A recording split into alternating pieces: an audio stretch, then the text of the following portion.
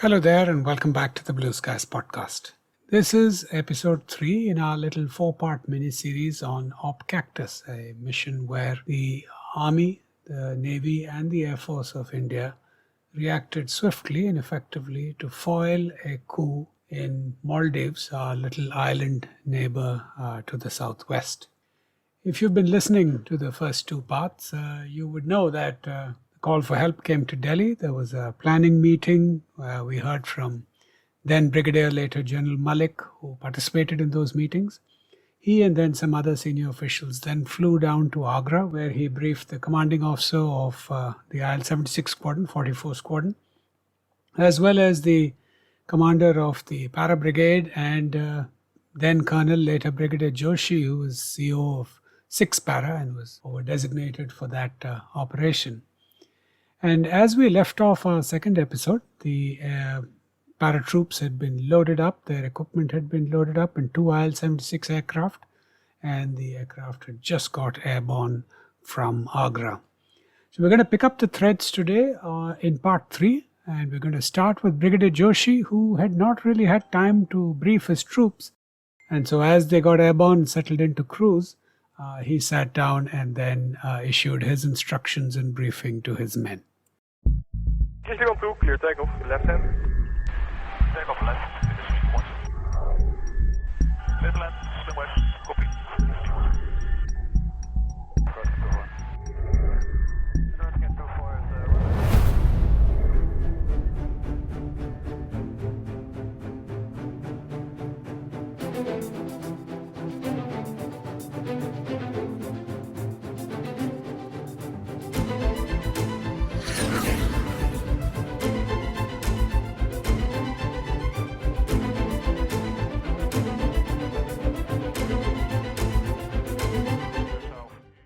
we took off, and I hadn't had time to brief the whole lot of my troops. Right. So the moment we got to about 25,000 feet, this was somewhere between Agra and, between Gwalior and this Hyderabad. I got hold of the blower. And when I was talking about, you see, just behind the IL-76 cockpit, there's a little place where they put the VIP chairs if somebody's traveling. Right. Folding chairs. So 3 of us, that's High Commissioner Banerjee, and who was on leave in Delhi. In Delhi, that's right. Yeah. High Commissioner Banerjee was there along with group Brigadier Bulsara and me. 3 of us were sitting there. And now was the time that I got off. I told the groupie that I would want the PA system because I have to brief my troops. He says, okay. So he says, please tell the flight gunner. He'll activate it and I'll give him instructions. I went down and I started briefing. That's the time, as I was talking about this, Banerjee came out with the book, which had a beautiful picture of the runway. It had a picture of President Gayoom and the view all around. And that's the first time we discovered that we have to go across a certain length of sea. So I said, no problem. Since we'd already catered for the life jackets, and we would get hold of some boats. So then I sent this group. One of my tasks was also to rescue the president, who was reported to be safe in an unsafe house. Right. Right. So I had nominated this party to rescue the president, specifically under one Lieutenant M.K. Singh, later Colonel. He was a two-pepper that time. So I called him. I said, after my briefing, I'm going to give you this book. You've got your party, which is some 2 sections, which would mean about 20 men.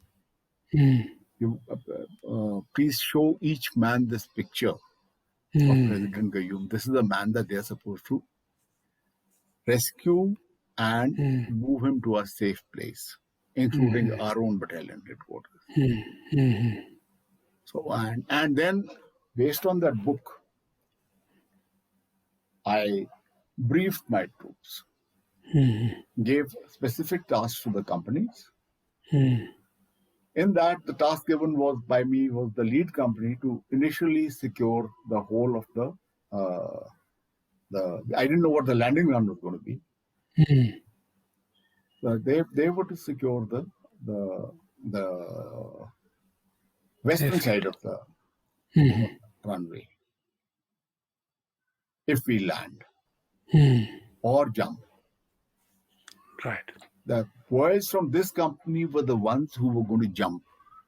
I didn't have enough parachute for the second company, Right. which would land in any case. So they were given that task. Second company, in case they jump, they will secure the eastern side.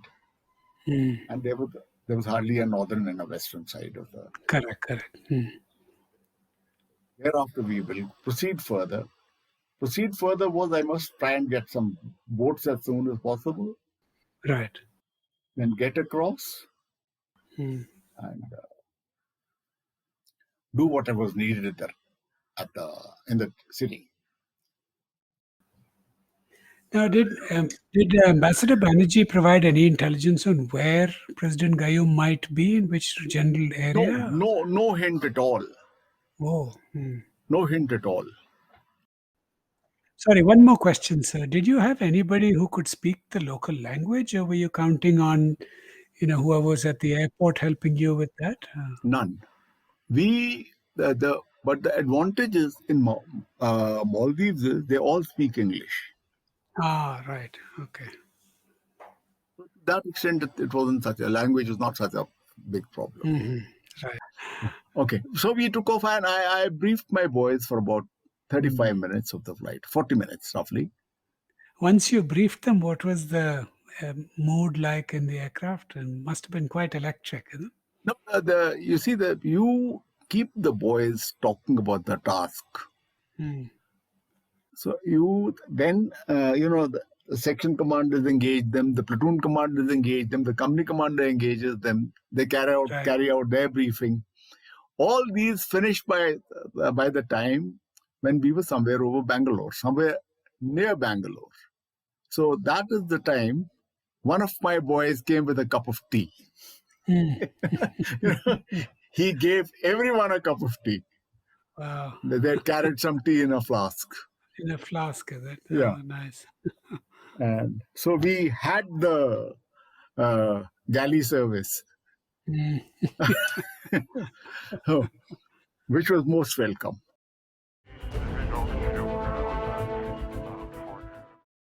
Okay, so the briefing is over. Let's get back into the cockpit with Group Captain Bevur and see how the trip is going. And now the airspace, everybody thinks that the airspace belongs to the Air Force. It doesn't. The airspace belongs to Director General Civil Aviation. Right. And once you leave Agra airspace, you have to follow the rules of Delhi Control, Bhopal, Nagpur, Hyderabad, Bangalore, Trivandrum. They are the ones. The airspace belongs to them, not to us. Right. So you were squawking a transponder code that had been assigned by them to you, is it? Yes. We were squawking, but at that time, we didn't tell Delhi. We were squawking. But I told them that transponder not working. I didn't want them to know where I was. Okay. And that kind of a thing. So Gil spoke to no air traffic control. I kept transmitting as if I am going on a routine flight from Agra to Trivandrum. Right. And we flew. We spoke with Gwalior ATC, which is an Air Force ATC, and on an open frequency. Then we spoke to Bhopal. Then we contacted Nagpur. Then we contacted Hyderabad. And by then we had reached 37,000 feet. Right.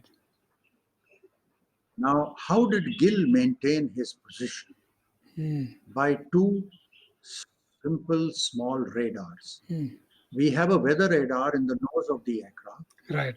and we have a tail gunner radar in the tail. Oh, okay. So our gunner kept Gill's aircraft in sight with his radar, and Gill kept us in sight with his weather radar. Fascinating. And that is how he maintained. We spoke to each other on a confidential frequency, Right. and that is how we flew. Wow. We had our navigation lights on. Gill had no lights on. Right. And that is how we flew all along. And there was no active radar that was painting you all that would pick up two blips and things like that, I presume. Right? If they were, I'm sure Bangalore, Hyderabad, they must be having their radar. But they did not ask any questions, and nobody told me that I have traffic close. Okay, traffic close to you. Okay. So we kept flying. After Bangalore, we turned west for Trivandrum. Right. And this is when we knew that there would be a bit of a problem. So we were at 37,000 feet, well above the weather. We could see a lot of thunderstorms below us. Right. And we kept heading. Now, Trivandrum had been told that there is an IL-76 from Agra coming to land with you. Right. Now, how to tell Trivandrum? We had no intention of Right, because he'll give you your descent clearance at some point. Yes, he did. He asked me my distance, and I told him that I am now 80 kilometers. He said, please start your descent. Right. Now, what I did was that I asked Trivandrum, just by chance, I didn't know. I said, do you have a group captain, Panikkar, with you? He said, yes, he's right here. Right. So I said, Atma, can I speak to him? Now, I spoke to Panikkar. He and I were together in Iraq for 2 years, from 80 to 82, and we had learnt our smattering of Arabic. Right. It is now 6 years that had passed. So I spoke to him in Arabic. Wow. And I said, Saidi Ani Roh, that means I want to go. Should I go? And he replied to me, Roh. Now, what he told in Malayalam to the controller in that air traffic control building, I don't know. Right. So now Trivandrum was told to just remain calm. Don't ask any question. I don't know what all happened. But he was really peeved off. And he was not even told to report back to Delhi that this aeroplane, which is supposed to come to me, is not coming to me. Right. So we overflew Trivandrum. And so by now, as you cross Trivandrum, it's dark. So you're heading out into the dark ocean, I presume, right? Yeah, it is November. Sunset in November would have been around 6:30. Yes. Sunset's very early. Yes, it is November. And it is dark. Right. 3rd November, 9th November was Diwali. So Amavasya was on the 9th of November. And Right. I will speak about the moonrise ending to land. And we headed towards Hulule. By this time, we all had dinner and coffee and tea and whatever it is that. Can I ask you what navigats did Hulule had? And they have a VOR. Okay, so Hulule had a operating VOR at that time, and were you able to pick it up when you were? We knew the frequency. We had some frequencies on. Okay, and it was operational, so you could tune that. Yes, we thought they were operational. That is what we were told in Agra, that the airfield is under control of the government of Maldives. Right. And you can land there safely. They had a VOR. Fine. Right. That the ILS is functioning, the VOR is functioning. There's no ILS. You can't have an ILS there. The rest of it is the Indian Ocean. No ILS. Okay. No ILS. So anyway, Groupie M.K. Singh, tremendous navigator, he was there down below. As you know, the navigator sits at the lower deck and the pilots sit on the upper deck with the engineer and others. So then we started our descent. at the right place. And somewhere, we didn't call him up now at all, but we had to transit a point, which was the reporting point under Trivandrum control, and we had to transit that and then head for Male. Now that is the reporting point which is used by all airlines heading from the Middle East to Southeast Asia. And that position is reported by Trivandrum, reported to Trivandrum. So naturally, there may have been a lot of traffic. We were looking outside whether we could see those strobe lights of Cathay Pacific, Singapore Airways, Qantas, and all the rest of it. But Trivandrum by now was not giving us, he just kept quiet. He gave us no traffic information. Maybe there was no traffic, we don't know. But he gave us no talking to us. Maybe Group Monikar had told him, you keep shut now. So he kept shut. We descended and Gil... Did you have a TACAS on the IL-76? No, nothing. Very elementary. Though the aeroplane is certified by the FAA USA, all it had was altimeter in meters and feet. It had 2 VORs, 2 ILS. It had, the SPOC, the DME, and it had your IFF and all that. It had all that, but that's about all. Made for civilian flying. No TACAN, nothing. Okay. Eyeballs on the seat of your pant. That is how we flew. So we descended now, maintaining 1.5 kilometers behind us. Till we came, and we knew at what speed we were descending. We were maintaining the same speeds. That was very important, that our speeds were the same, so that he doesn't have any problem of getting closer and going too far and getting closer, going too far. So we maintained the same speed. We were talking throughout the flight. We were talking. The navigators were talking to each other. And so what we had done is, we had told Agra, our squadron, that our ETA will be something like this. So 30 minutes before, one INS-76 with the ground power unit would start its HF and be available on a particular frequency. With the signals leader, we had decided that we will use the frequency used for forward area flying to Ladakh at night. Day and night frequencies are different in HF because, the ionosphere comes down and that kind of a thing. So we had selected the night HF frequency for forward area flying as our contact. And 30 minutes before, we had established contact with our aircraft in Agra. But nobody else. So as we were descending at about 20-25 kilometers from Pulule, on the frequencies available on that Jepson chart, the old chart, I pressed the button and said, this is French 1, the call sign which we had given to ourselves. He responded by saying, go ahead. Now, by now, I had been told that the code word was possibly Maldivian language word called Hadia. So that Hadia, I write it as Hudia. It was only given to me on the telephone. So it was not on a piece of paper. So I said, do you have a message for me? And he said, Hadia, Hadia, Hadia.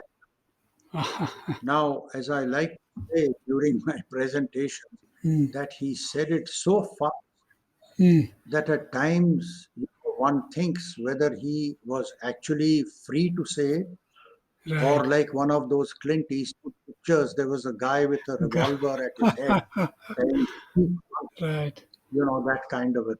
But there was no time to think. Mm-hmm. He had given us the code. Right. We were committed to land. Immediately after that, put on the runway lights, and within 5 seconds, switched them off. Wow.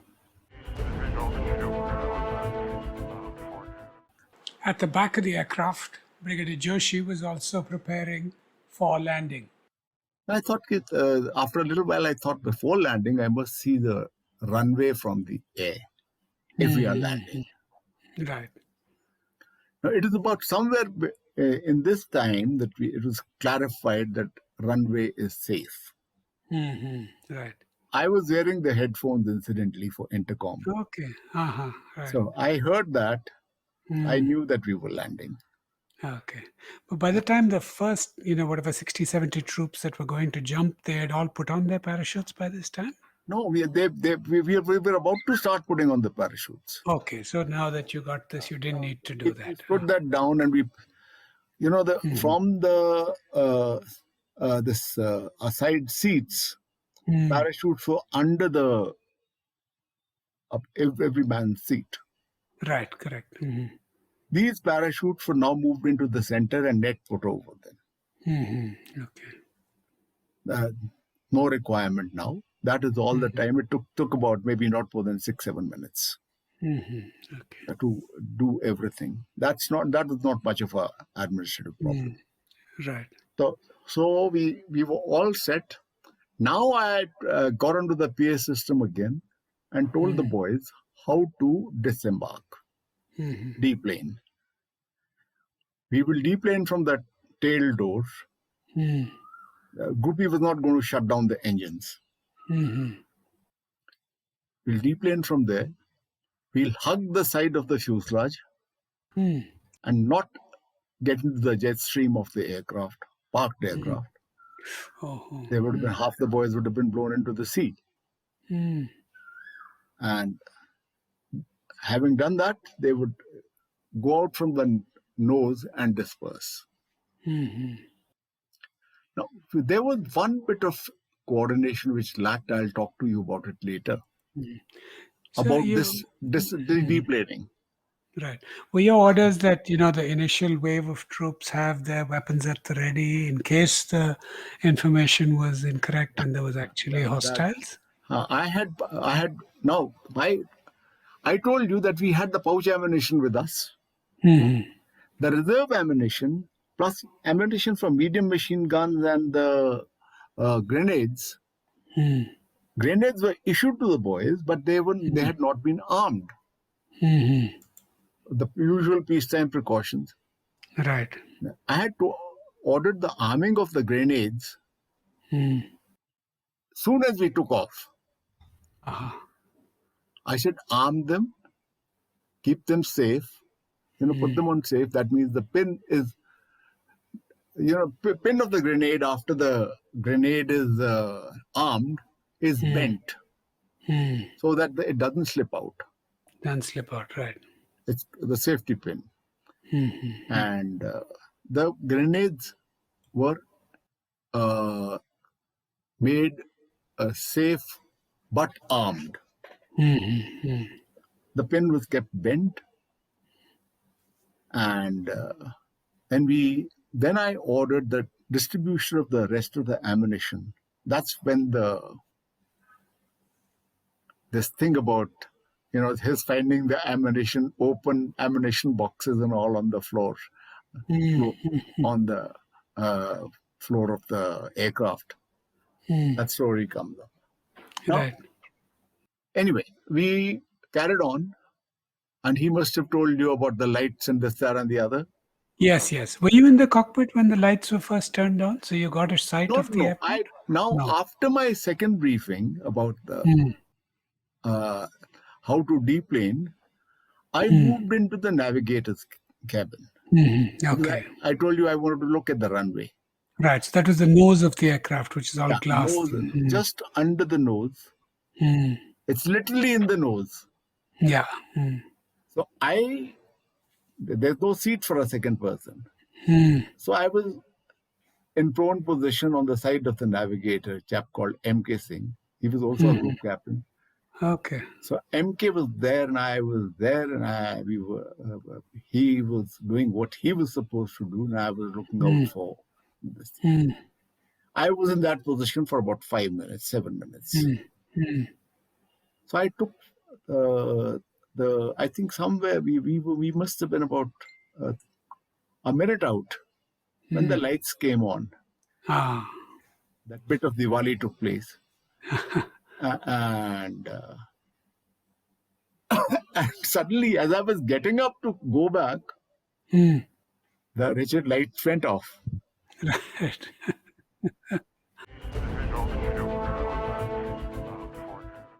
Meanwhile, Brigadier Malik, riding in the second aircraft, tells us what was happening there. Very little briefing could be done on the ground. Rest of the briefing was being done within the aircraft from word to, to each other. So in both the flights, this is what we were doing. We were just passing more and more information. And I must tell you that these boys by that time were so tired that many of them even went to sleep. Oh, wow. Right. Interesting. So when we flew over Trivandrum, we were hoping and we were waiting that there'll be some information, some more information about Maldives, but there was none. Right. And there was none. So which meant keep going. And that is the time I remember after that when Gil informed us that, look, we are continuing on our mission. So I said, look, I'm feeling hungry. So I pulled out my lunch box which my wife had prepared for my lunch. Right. And I shared it with somebody. So we had some bite at that time. Okay. Had you been able to inform them that you were going off somewhere? Well, I had spoken to an Air Force officer before leaving Agra and told him to ring up my wife and through the Military Operations Directorate. Right. So she was informed that, look, he cannot come tonight home because he's got some work in the ops room.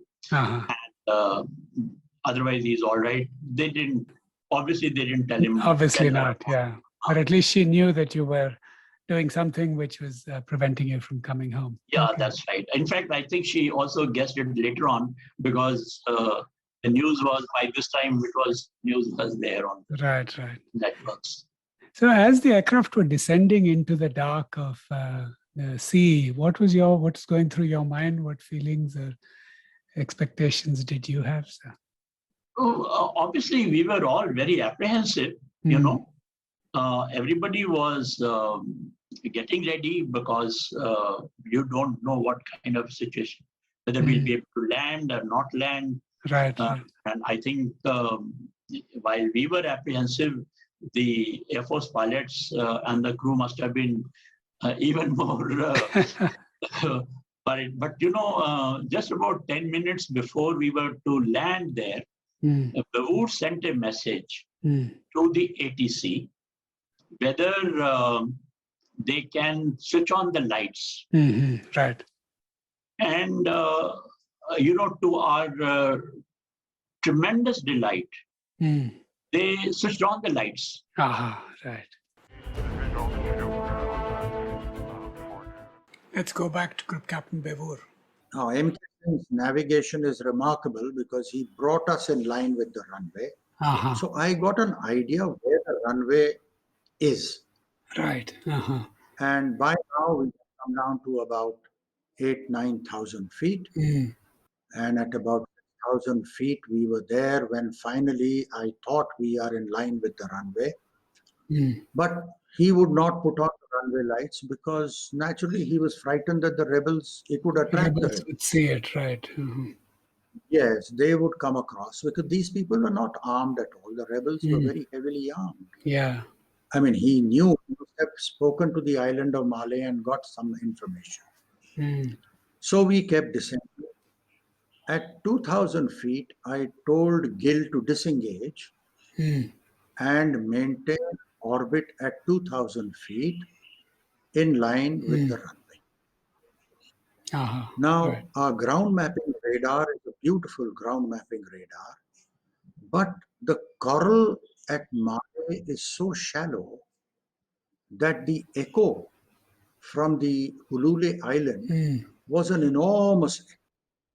The radar was even picking up because the coral is very shallow. Wow. So we were getting a huge blip and we did not know whether the center is the runway or the runway is a little to the right or to the left. It was not possible to find out because nobody told us. So this is how, so that was no use. And MK said, sir, I can't make out. It is on. We are going in the general right direction, but I don't know whether it is. And he was quite right about it. You were inbound on the correct radial. Radial was what, 180, 360. But the point is that I was not going by VOR. I was going with what MK was telling me. Yes, sir, it's in front. And I was descending. Right. Now, I thought it was okay. Somewhere at around 200 meters, I decided that I cannot land on a runway which I cannot see. Correct. Now, all the non-military people must know that pilots are trained to land on any runway. Yeah. As long as there is a runway and its length is enough to take your aircraft and the weight of your aircraft, all pilots will land on any runway. But you must see the runway, you see. Correct. You must have an electric flare path or something. Right. You must know where to put her down. Right. So by 200 meters, we were in landing configuration, flaps fully down, landing gear extended, 5 green lights and everything ready. And I put on the aircraft landing lights, the headlights for those who, I don't know, we call them landing lights. Right. And at that moment, probably now at about 180 or 150 meters, the runway lights came on. Wow. We were pretty heavy. We are at about 150 tons. And I adjusted and I realized that though my nose is not pointing to the beginning of the flare path, the runway at night is called a flare path, was not at the beginning of the runway. It was not too much down the runway. And the IL can land and stop within a fairly short distance. So I continued. We flared out, chopped throttles, and the moment the wheels of the aeroplane touched the concrete, this chap switched off the runway. My goodness. So this was not expected. This was not expected. Right. The other thing that that the listeners must understand is that whenever you're doing night flying and you are descending, there is a city around the airport. And there are lights and there are car lights and there are moving lights and there are strobe lights, etc. So there is a lot of ground reference to know which is the sky and which is the ground. But on the Indian Ocean, there is nothing. Right. There was nothing there at Malé. So there was no ground reference. Don't forget that it was a black night. Moonrise was at 0135 hours. Wow. Which was another 4 hours away. So it was a black night. Remember, Diwali was 9th of November. Right. So that is how we came. And the airfield perimeter lights, tarmac lights, none of those were on. Nothing else was on. No, nothing. Everything was on. Pitch dark. Nothing. Wow. There were no lights. The lights were on. Those sodium vapor lights on the island of Malé were on. That was to your left. But that is no use to me to land on Pluto. Correct. That is no use to me. And from a height stroke, just those lights, it's like you coming in and seeing the sodium vapor lamps of, let's say, Green Park or Bangalore, Malleshwaram or Chennai, some other place. It's like seeing those lights because there must be about 17, 18, 20, 50 of them in a circle, Right. To light up the streets and all that. Now, the moment the lights went off, I was screaming down this runway only with our headlights, so to speak. Wow. I knew that I had eaten up some part of the runway. How much I had no idea. So we used reverse on all 4 engines, something that is normally not done on aircraft. We sat on brakes and the aeroplane stopped. When I stopped the aeroplane, we had 3 concrete blocks ahead of us. Oh my goodness. So we had stopped at the end of the runway. Boy. But one thing for my pilot brethren and Air Force and flyers to know, that the IL-76 has got very, very tagada, reliable engines. If on this approach I had suddenly found myself rounding off far too down the runway, from that height of 10, 12 meters, 15, 20 meters, I could have opened throttles and gone round very safely and come in for another chakkar. Right. But on this approach, as far as I was concerned, I had to land on the first approach. Going round and making a second approach was not really an option. I had to do it the first time. Right. As somebody later said, boss, the izzat of India, the izzat of the Air Force, the izzat of 44 Squadron, and the izzat of the commanding officer was there in the aeroplane with me. Right. So, which is true, but you don't think of these things. It's there at the back of your mind, but you don't say this, you don't verbalize it. Right. Anyway, we had stopped. No, I was just thinking, sir, it's a black hole approach to an unknown airfield without the aid of a VASI or an ILS or anything of that sort, and in a highly pressure situation. It was just a fantastic. I like to tell everybody, those who are listening to me, I have always had the third pilot in my aircraft. He was there with me this time also. So we pilots never fly without him. Right. So we started turning around. I called the gunner down. We opened the cargo doors. We brought the ramp to the horizontal position. All this while we were taxiing. I told Gil, hold on. When he was still orbiting, he had come down to he was maintaining 2,000 feet, about 500, 600 meters. We came, we parked. As we stopped, the ramp was lowered and the paratroopers jumped out of the aircraft. And they went, whatever orders they had been given, they did.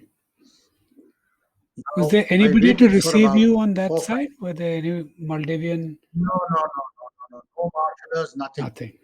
The ATC chap said, I asked him where do I turn left? Should I turn right? I said, can I stop now? So I said, there is a second aircraft which is coming, so there should be space for him. He said, okay, you park here. Okay. And the paratroopers started getting in. Now, after about 3-4 minutes, there was nobody, said anything, etc. So I said, Gil, come and land. So Gil came and landed. And to his horror, he found that the troops were crossing the runway on his landing. Oh my goodness, to secure that side of the airfield. Now, he was not going to avoid people on the runway. So he came and parked behind me, came out of the aeroplane to me and said, sir, I think I must have killed some Indian paratroopers on my landing run. Oh my goodness. Fortunately, it did not happen, which, as I say in my presentation, proves the agility of paratroopers under all conditions. Back to Colonel Joshi, who was among the first paratroopers off the aircraft. I wanted to get out first. I got hold of the PA system again. I said, I'm going to go out and we will disembark wherever we park. And you guys follow me and hug the side of the aircraft. So I told my radio operator, I said, I'm going to go by port.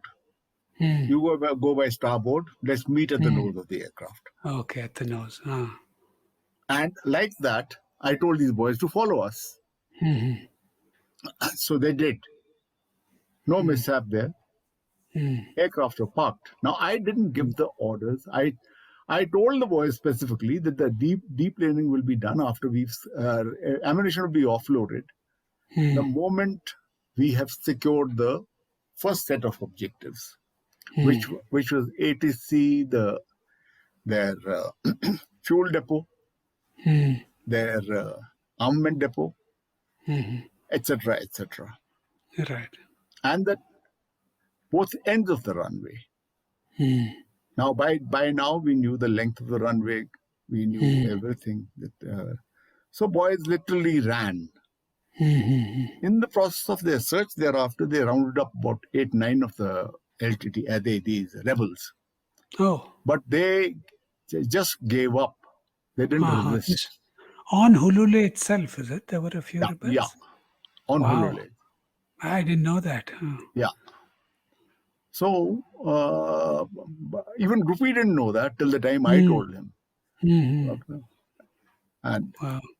Had the second aircraft landed by then, or was it still circling? No, by the time we completed the securing, my boys who were in the first aircraft, I have told them that just about 2 sections, that's about 20 men, take care of the western side.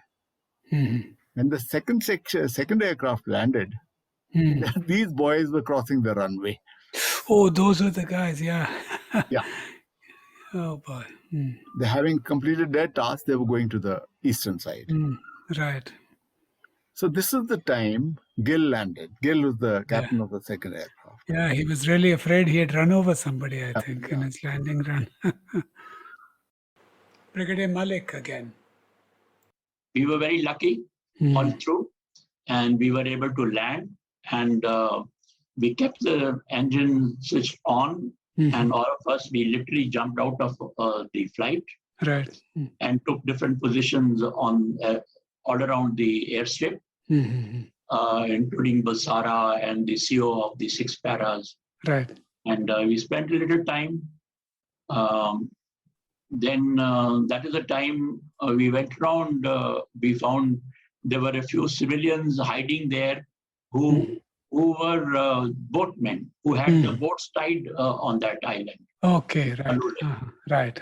So we contacted them, and by the time they were contacted, then Basara, of course, he was the combat commander. So he took over the situation. And I was quite satisfied that now they will be able to do the job. And both Bavur and Gill, they decided to take off. Right. Arun Banerjee stayed back there. He was persuaded by Basara to stay back there. Okay.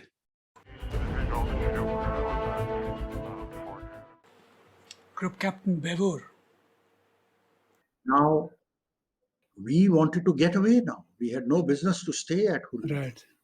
So the gunner reported after about 15 minutes and said, "Sir, offloading will take another 45 minutes. So I said, "Why?"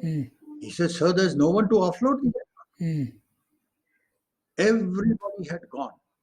Oh. So we said, "We don't want to wait here 45 minutes with our engines running." So we all went, the navigator, the engineer, the signaller, the gunners, and me. And we all went at the back to offload. There was rations, there was ammunition boxes, there was all kinds of stuff which they bring with them. Wow. Now, one of the most strange things that happened to us, and we Air Force people are not used to it, is that when we handle those ammunition boxes, yards and yards of belted ammunition was falling at us. Wow. And we are not used to this. You see, we thought they will go off, etc. But there it was. And the reason why the ammunition boxes were open is because ammunition against all regulations was issued on board the aircraft. Because there was no time for this. By the time for the that. Delhi came, and so they had to do that. There was no option at all. But that is how we pushed it off. Many years later,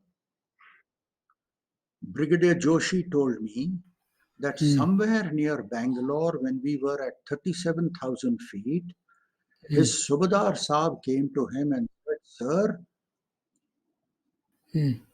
ਅਸੀਂ ਤੇ grenade issue ਹੀ ਨਹੀਂ ਕੀਤੇ."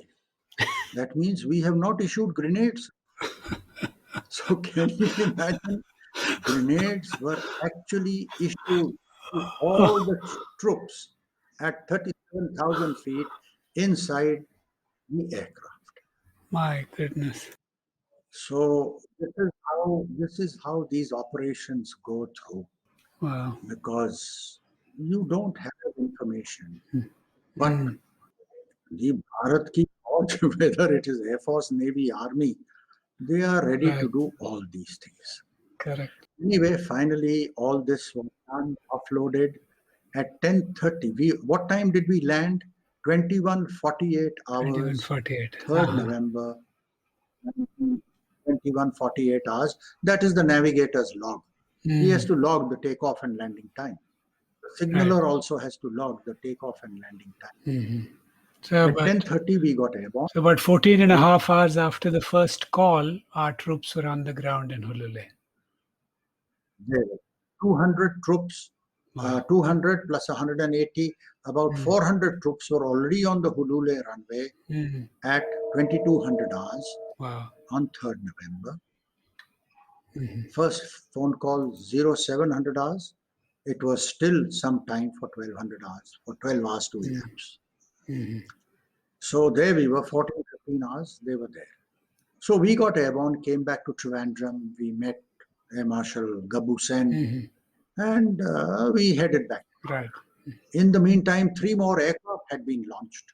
And they also landed, but they landed with the runway lights fully on, etc. There was no problem. Right. Now, there was this AN-32 that was airborne also, that was doing some relay of VHF communication or something like that, I remember. I forgot to mention. You see, I realized that how do we keep in touch with India? I mean, keeping in touch with the squadron is not good enough. Right. And Southern Air Command, we were in their area of responsibility. So I had requested Panikar that please launch an AN-32, which will fly between Trivandrum and Male, and be the relay station for us on whatever frequency of Trivandrum, because he would transmit to Trivandrum. Trivandrum, right. So that AN-32 was there. Yeah, he was there. Excellent. We spoke to him. He spoke to us after we had gotten airborne. And then after we came back, he also came back to Trivandrum. He actually came from Sulur. He went back to Sulur. And there was a British Airways aircraft that encountered you somewhere en route? No. There was no. I'll tell you what happened. On the way back from Hulule to Trivandrum, the AN-32, under instructions from Trivandrum, asked us whether we are airborne. Right. So I said affirmative. Now, whether he heard or did not hear, now the time now is 22:45 hours, 10:45 in the evening, at night. So he again said, confirm you're airborne from Male. I said affirmative. Then he said, maintain this frequency. After about 10 minutes, he asked me, please confirm how much fuel is available at Male. Now, I didn't tell him. For one very simple reason. The paratroopers were on ground at Hulule. They had not even set course for the island of Male. Right. The target was the president. So all this talk was actually infructuous. We should have maintained radio silence. Okay, we are airborne, fine, good enough. Right. But they were asking. Now, this was all on Trivandrum open frequency. Open frequency, right. So there is a subsidiary of Lufthansa who happened to be flying. He must be flying. He was flying over that checkpoint. Okay. And so on that checkpoint, so he transmitted to Trivandrum just to finger the issue, saying that I am ignoring all transmissions on this frequency, but is Malay available for operations? Just to be a little smart. And Trivandrum Smart. said, not available. Just after hearing that we are airborne from Malay. Airborne from So, Mali. Right. you know, yeah, he had heard all this transmission. I do not know Right. who else had heard it, but nobody else Mm. came on the air. And by now, by 10:30 at night, 10:45 at night, the whole world must have heard about this coup in Mali. Right. Because it was on all channels, you see, Right, all right. the radio stations, Mm. BBC, and so on and so forth. Right. Everybody must have already done. Right. Also, I must let our listeners know that Mali had asked USA, Russia, UK, Singapore, and Pakistan for For help. help. Wow. They had all asked them. The British Army in Southampton had started activating itself.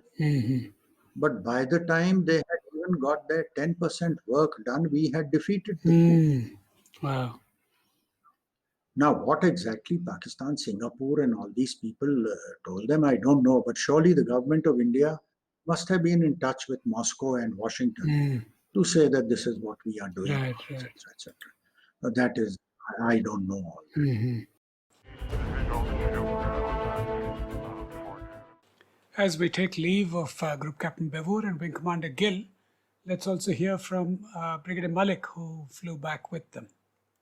I came along with Ashok Goyal and Bevur and Gill. We flew back, it must have been around midnight or so, Okay. from Halule. Uh-huh. And we landed in Trivandrum very early in the morning. Uh-huh. And at Trivandrum Airport, the AOCNC, he had camped himself at the airstrip, Okay. at the Trivandrum airfield. Right.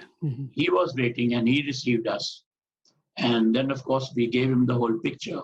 And from there, I rang up the operation, the DGMO, Director General Military Operations, that look, the situation appears to be much better than what we had thought earlier. And I don't think these paratroopers will require more than a battalion. But by that time, I think the orders had gone to para brigade, the whole of the para brigade to be mobilized. Okay, right. So some of the aircraft were already in the air, with the Air Force planes. Right. And so after giving that picture, that is the time I found, our contingency plan involved Headquarters Southern Command. Right. The rep from Southern Command, he landed as advanced headquarters at about, I think, 2:30 or 3 o'clock at the airfield in Trivandrum. And he was quite surprised that we had already gone to Maldives And come back. Wow.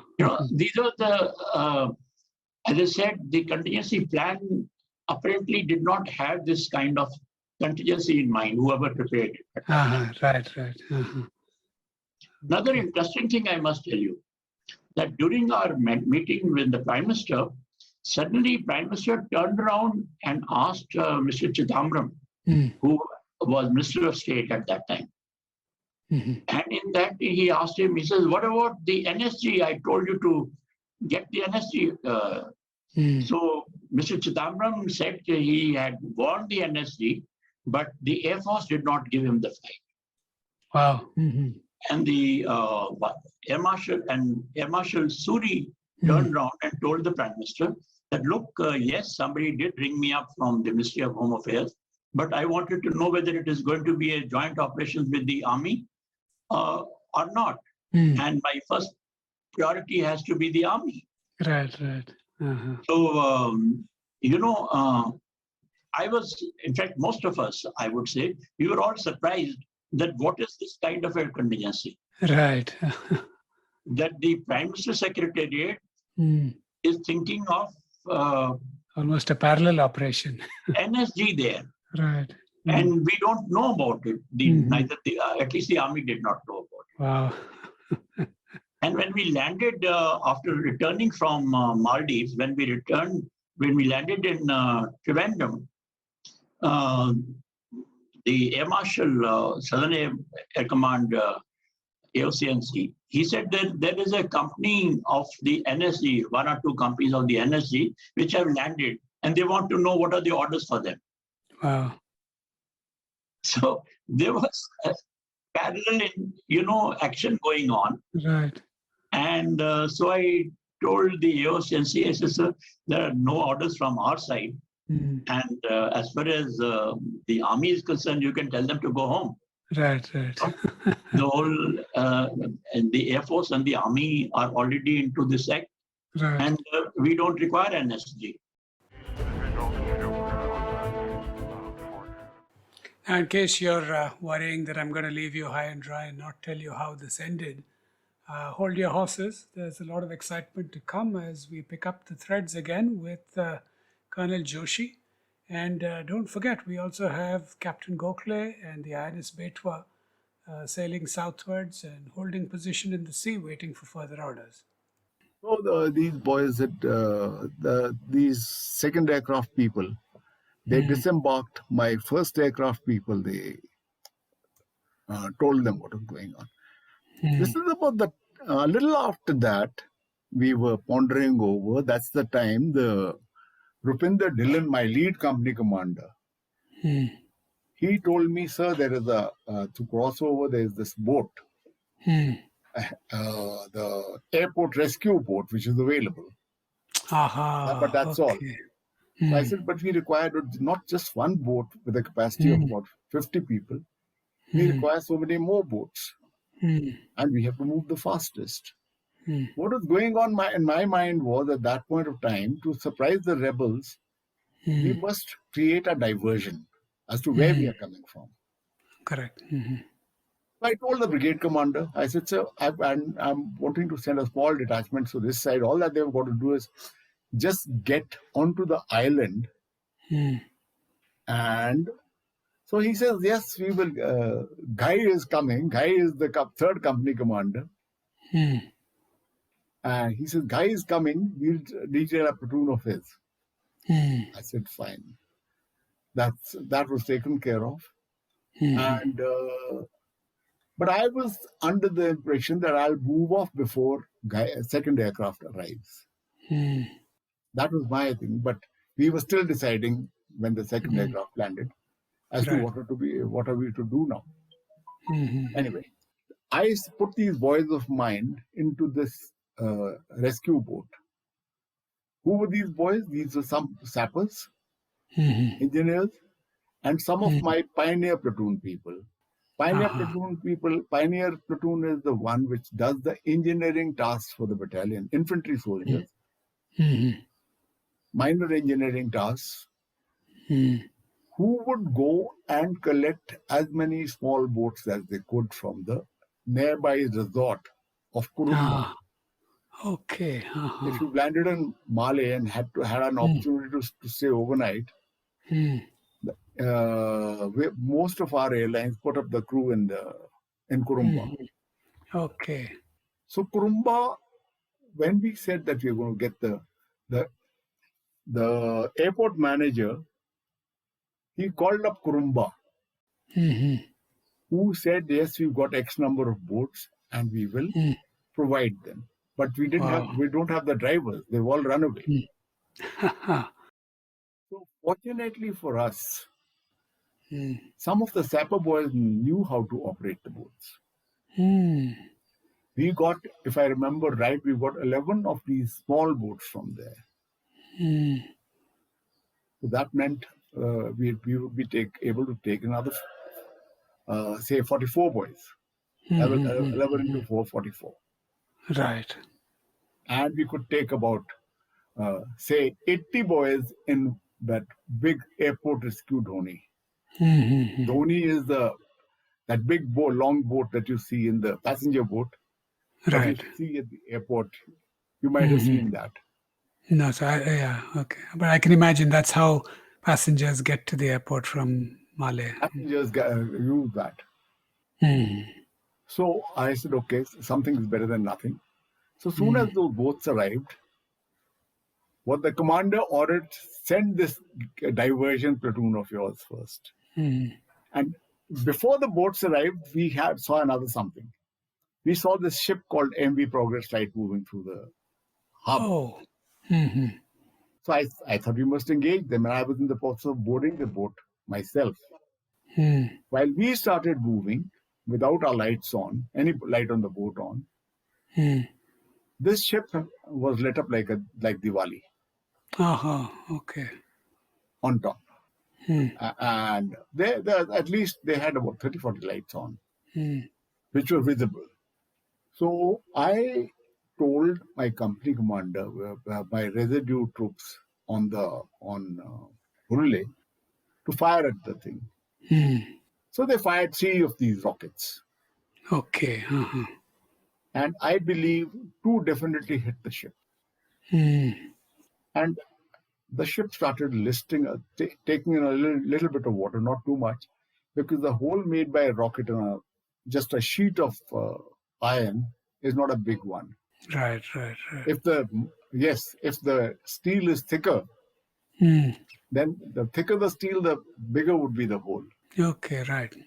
Now, the ship, I believe, started listing a little to the port side. But we went on, we got off on the other side, unresisted. And Rupinder told me that he's already moved. As soon as he got off, he moved. And as soon as I got off, I put the boys on the beach. The beach head, where we had secured the beach for landing of the subsequent wave. Which part of the island was this? Northwestern part of the island. Northwestern part, okay. Quite close to the heavy ship harbor.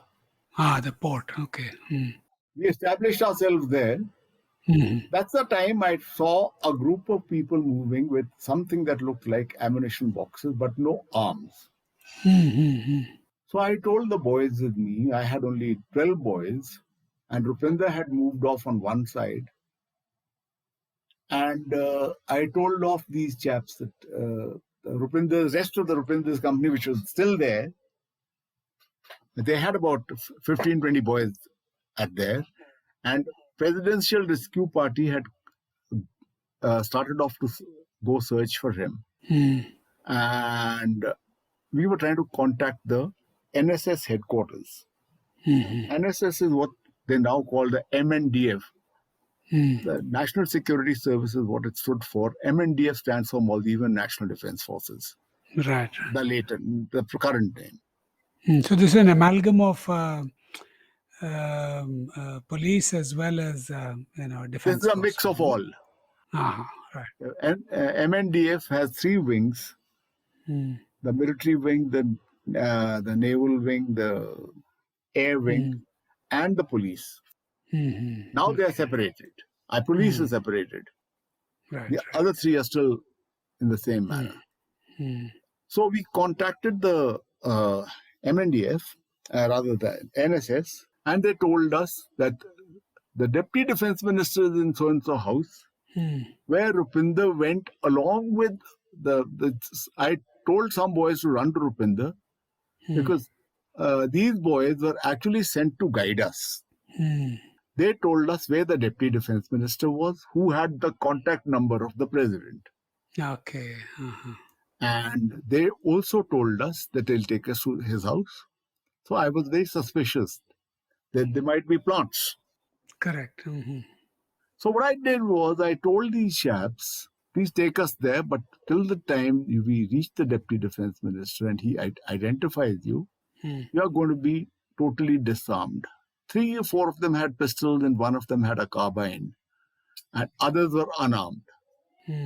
So we took their arms, and these boys who were more like the boss of the slot, he took Rupinder, he joined up, he was sent to join up with Rupinder. They went to the Deputy Defense Minister's house, who had been injured.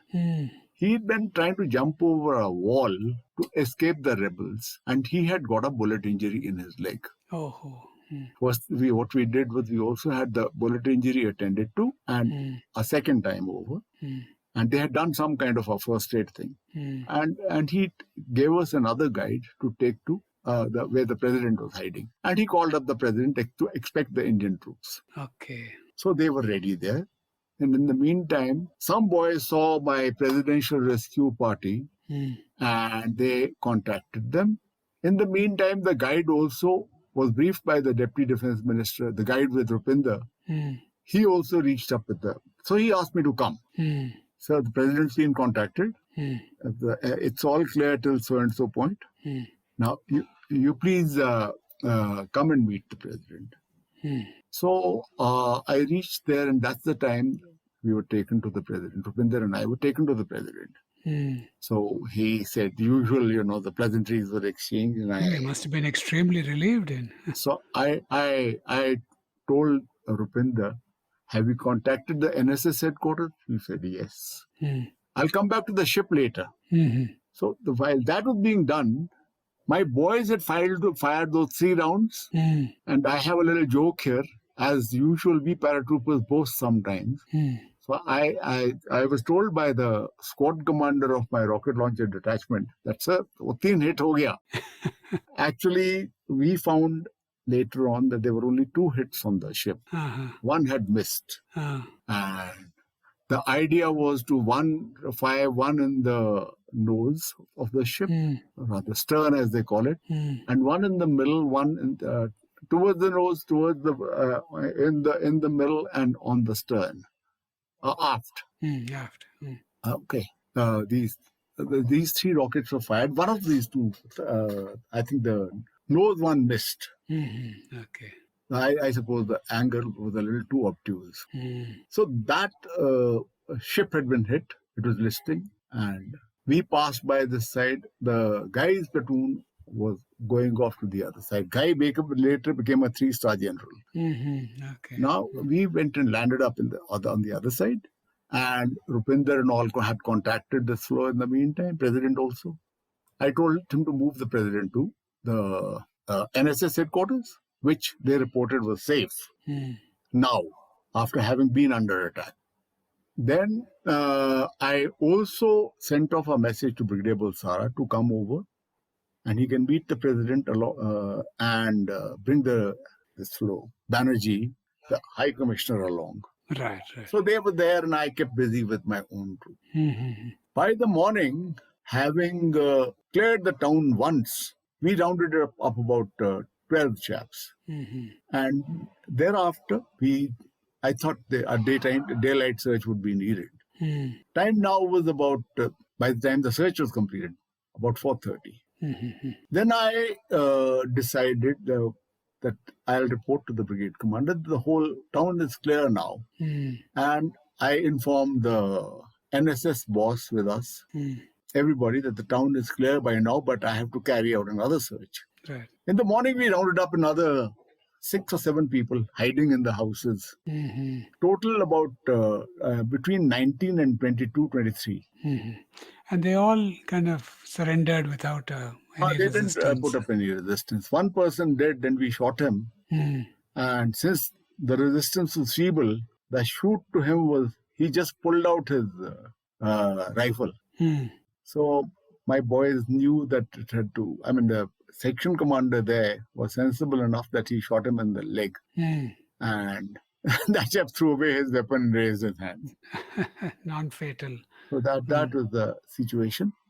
And so we carried out a second search and then went on the process of taking account of various things. They had broken into the bank. They had broken into this thing.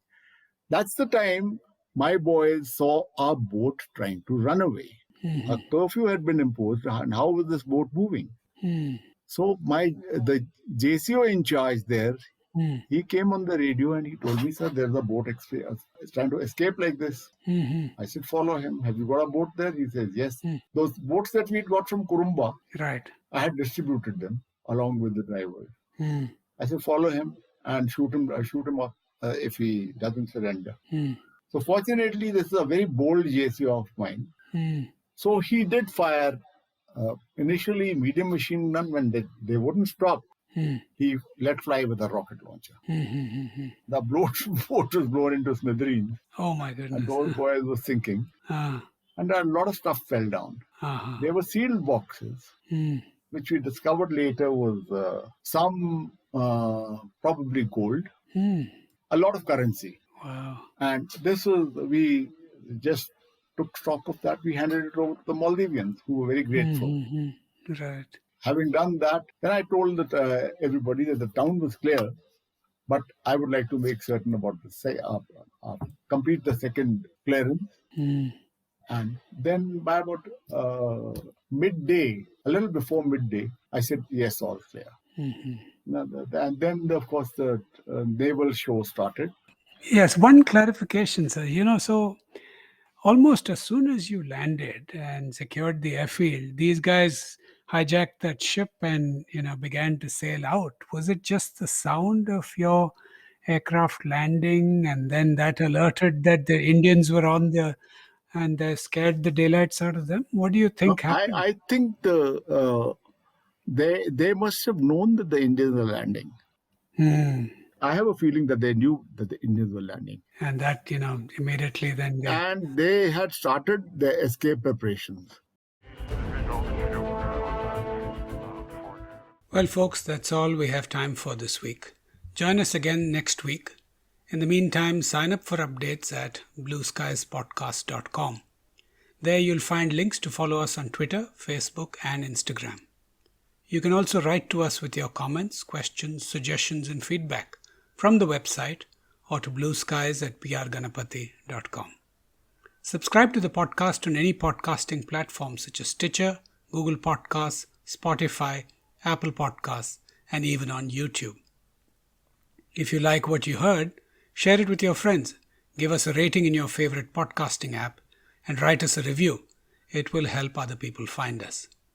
I want to give my thanks to Saurav Chordia for our logo and Prithvik for the music. I want to reiterate that all the views expressed here are personal, and this podcast has not been approved by or reviewed by the Air Force, Ministry of Defense, or any branch of the government. In the meantime, stay safe and Jai Hind.